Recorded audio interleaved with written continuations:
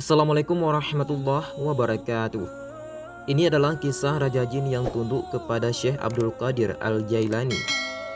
Kisah ini diriwayatkan oleh Syekh Abu Sa'id Abdullah bin Ahmad Al-Baghdadi.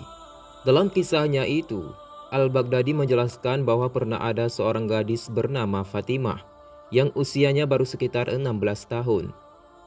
Saat gadis itu sedang bermain di atas rumah, ia telah diculik oleh jin. Tentu peristiwa ini membuat geger orang-orang sekampung, terutama orang tua bocah perempuan tersebut.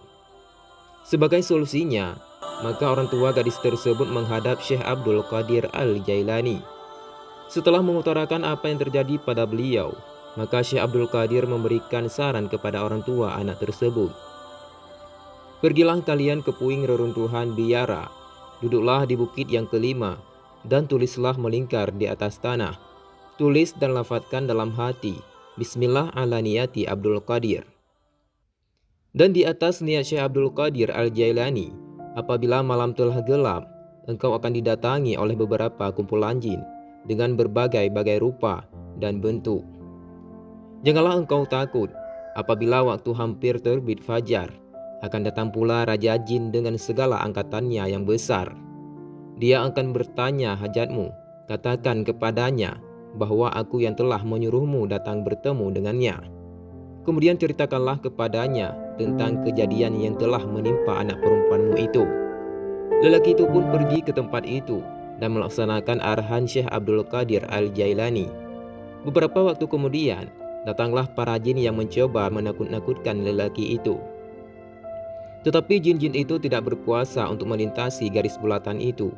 Jin-jin itu datang silih berganti, hingga akhirnya datanglah Raja Jin yang sedang menunggang seekor kuda dan telah disertai oleh satu angkatan yang besar dan hebat rupanya.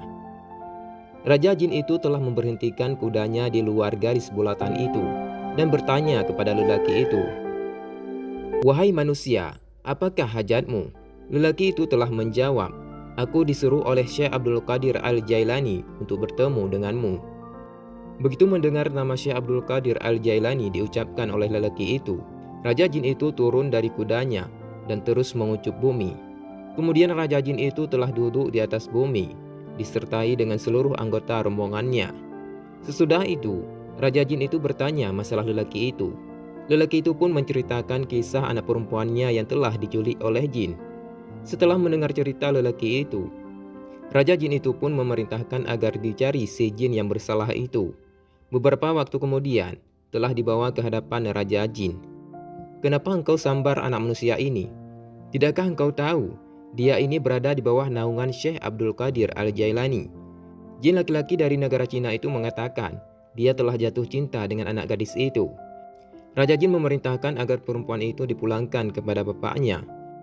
Jin yang bersalah adalah jin laki-laki dari negara Cina, bersama-sama dengan seorang anak perempuan yang telah diculiknya. Raja Jin itu pun bertanya, sebagai hukumannya, jin dari negara Cina dikenakan hukuman pancung.